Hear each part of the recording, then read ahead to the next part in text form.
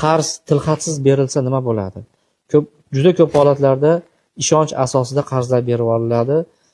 Do'sti bo'ladimi, hamkasbi bo'ladimi yoki qarindoshimi, bu odam ishonarlik deb berib yuboradi, lekin juda ko'p holatlarda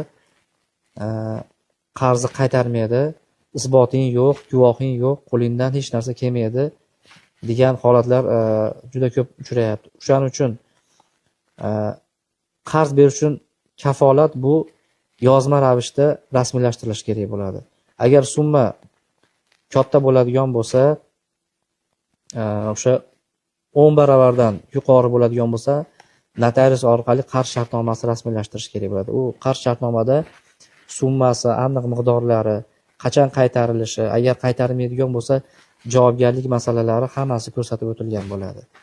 Agar summa 10 baravargacha bo'ladigan bo'lsa, unda tilxat orqali rasmiylashtirish kerak bo'ladi. Tilxatda aniq olingan summa, qachon qaytarilishi, kim tomonidan olinyapti, kim tomonidan berilgan barcha ma'lumotlar to'liq tushunarli bo'lib yozilishi kerak bo'ladi. O'shandagina ushbu hujjatlar yuridik kuchga ega hujjat bo'ladi va sud tomonidan yoki huquqni muhofaza qilish organlari tomonidan tan olinadi.